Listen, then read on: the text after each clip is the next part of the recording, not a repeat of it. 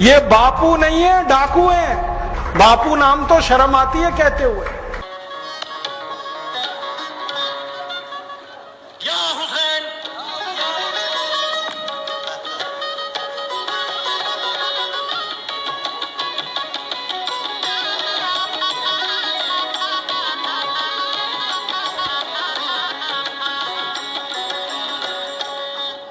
हुसैन, या हुसैन, या हुसैन, या हुसैन, या हुसैन, या हुसैन, या हुसैन, या हुसैन, या हुसैन, या हुसैन, या हुसैन, या हुसैन, या हुसैन, या हुसैन, या हुसैन, या हुसैन,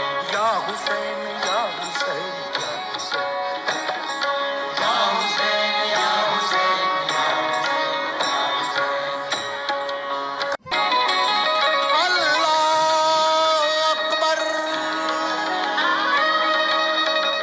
बिस्मिल्लाहिर रहमानिर रहीम।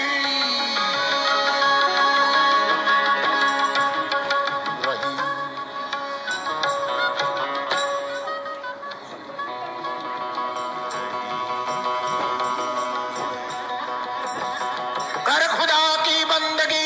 अल्लाहु अल्लाहु अल्लाहु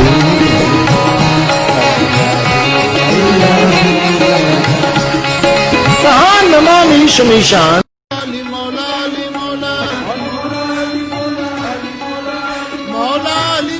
अली मौला, अली मौला, अली मौला, मौला अली मौला, अली मौला, अली मौला, अली मौला, मौला अली मौला, अली मौला, अली मौला, अली मौला। मुझे मैं राम कथा में संकीर्तन कराता हूँ और बीच में हरि बोल करा करता अली मौला, अली मौला, अली मौला बुलाता हूँ और पूरी सभा अली मौला का कीर्तन करती है। तो कई धर्मगुरु मुझे भी पूछते हैं कि आप हरि बोल के साथ अली मौला को क्यों लाते हैं। मैंने कहा मैं लाता नहीं, अली मेला मुझसे बोल रहा है। ये बापू नहीं है, डाकू है।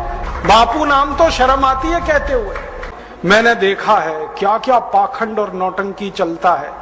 भगवान राम की कथा कहने आते हैं और भगवान राम की जिंदगी के वो प्रसंग कभी नहीं सुनाते जो हम में वीरता पैदा करें, जो साहस पैदा करें। राम की जिंदगी में बहुत सारा हिस्सा साहस का है, वीरता का है। जब 14 वर्ष के लिए वनवास चले गए राम, तो हमको सुनाई जाती है राम की जो कथा ना, उसमें कहते हैं राम ने 14 साल एक ही काम किया, हाय सीते हे सीते, हाय सीते हे सीते, हाय सीते। ये सुनाते हैं हमको। हाँ, यही सुनाते हैं निकाल के कहानी में से। और मैं कहता हूं कि राम को अगर हाय सीते हे सीते हाय सीते यही करना था 14 साल, तो दूसरा विवाह क्यों नहीं कर लिया? सैकड़ों राजा तैयार थे अपनी राजकुमारियों को राम को देने के लिए, वो तो कर लेते दूसरा विवाह।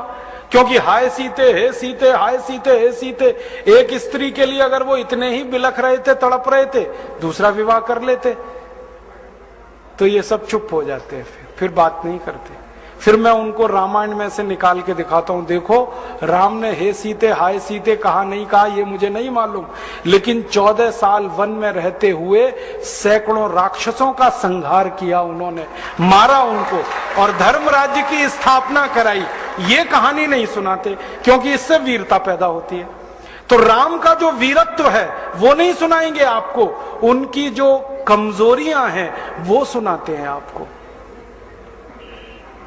और राम कथा जब वर्णन की जाती है तो मंच पे बैठ के आहा कैसे आंसू, ढलल ढलल आंसू निकलेंगे, आपको भी रुलाएंगे, खुद भी रोएंगे। किस बात के लिए? हो, राम को वन गमन में इतना कष्ट हो रहा है, वन में इतनी तकलीफें हो रही हैं, तो राम की तकलीफों का वर्णन कर रहे हैं, आंसू आ रहे हैं। और ये सारा वर्णन एयर कंडीशन्ड मंच पर बैठकर होता है। अपने को तकलीफ नहीं होनी चाहिए, राम की तकलीफों का वर्णन कर। एयर कंडीशन मंच चाहिए, एयर कंडीशन घर चाहिए रहने के लिए, एयर कंडीशन कार चाहिए और चार्टर्ड प्लेन चाहिए आने और जाने के लिए, तब राम की कथा सुनाई जाएगी। जो राम जिंदगी भर पैदल चलते रहे, जिन्होंने अपना रथ भी छोड़ दिया था अयोध्या से निकलते समय, वो राम ने जिंदगी भर पैदल चल के काम किया और यहां एयर कंडीशन कारों में घूम घूम कर, चार्टर्ड प्लेन में घूम घूम कर राम की कथा सुनाते हैं। वो कथा वथा नहीं है, वो उद्योग है, व्यापार है, बिना टैक्स का। और मुझे बहुत शर्म है ये कहते हुए, समय आने पर प्रमाण से बात करूंगा कि राम कथा कहने वाले ब्लैक मनी को व्हाइट मनी करने के काम में लगे हुए एजेंट हैं और इससे ज्यादा कुछ नहीं।